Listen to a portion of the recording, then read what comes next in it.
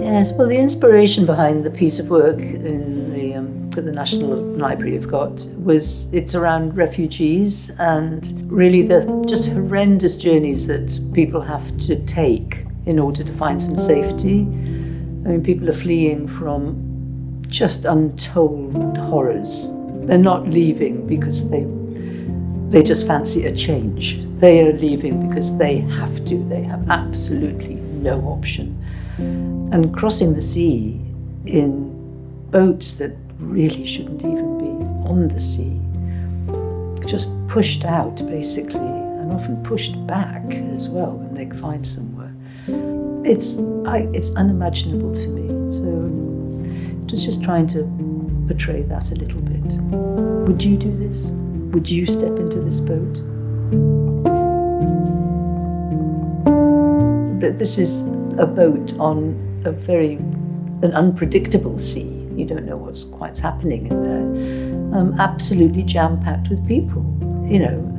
This isn't a sailing boat. This isn't so what is that boat doing? Why is it all packed with these people? And because the media portrays such a different story. It's like, it just doesn't tell the horror of it.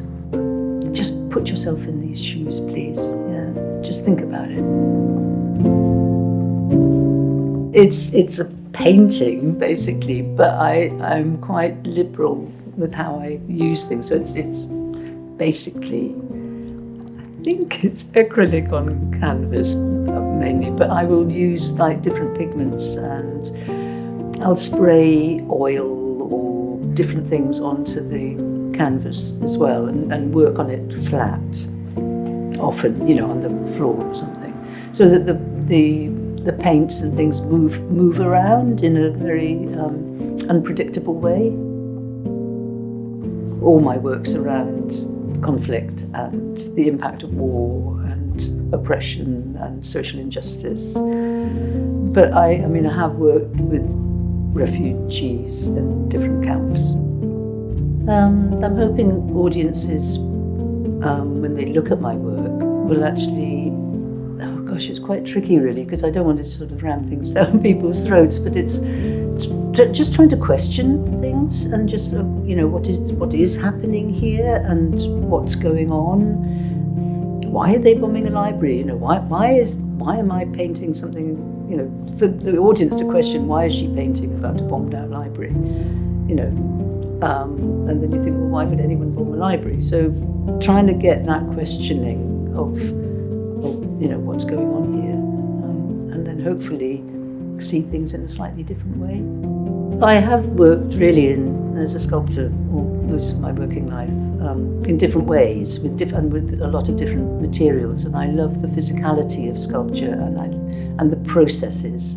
Process is really important, and the materials, because all the materials have basically been from the land. They're not plastics and things like that. They're raw materials, and tell the story of what I'm trying to say. And I think it's not just that I don't actually really work with refugees as such, but over my whole working life, I've worked in areas of, whether it's been conflict or post-conflict or basically with social injustices and political oppressions. That's been my paid work, so to speak. So it's always been something that is my creative side, to actually speak out. I need to speak what I'm seeing and witnessing, and well, it's very cathartic for me. I find putting it out there is very useful for me.